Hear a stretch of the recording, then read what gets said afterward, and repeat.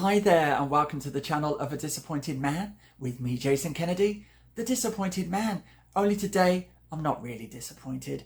I'm very, very happy. Why? Because the channel has just reached the milestone of 200 subscribers. I never would have imagined it would grow quite as quickly as it has. A huge thank you to everyone who subscribed, for all the likes and for all the comments. And in the months ahead, I'm going to broaden the range of material I focus on by incorporating some poetry and some drama alongside the novels, which up to now have been my stock in trade, one might say. Okay, there's that. Now, before I go, I also want to show you my mid-September mini book haul. Only 8 or so works here, but some very interesting ones. So, let's begin.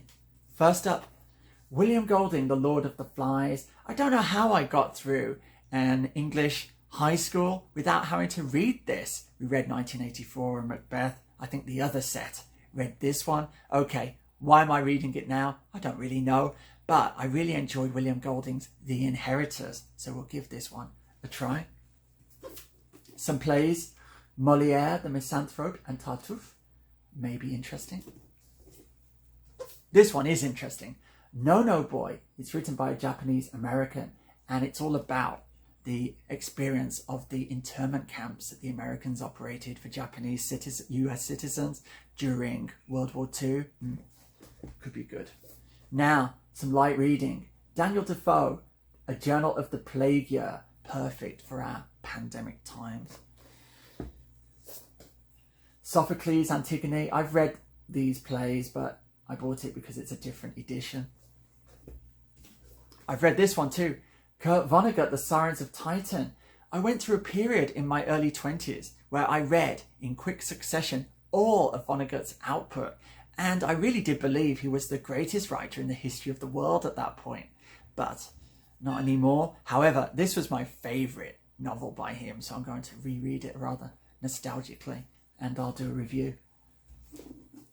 Possession by A.S. Byatt. It's rather recent to be included on my channel. I prefer older works generally. However, this is said to be wonderful. It does have a kind of Victorian flavour to it, I believe. So we'll give it a try. This is a monster. 900 pages. It's My Life and Loves by Frank Harris. I knew nothing about Frank Harris when I picked this up. It was actually the cover that grabbed me. I really liked that.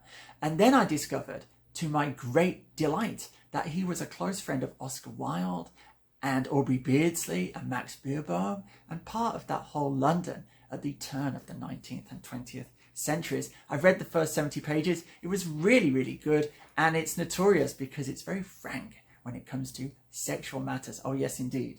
And my last one, William T. Vollmann, a writer that I would rate as possibly one of the greatest writers working today. The research he does for his books is absolutely incredible.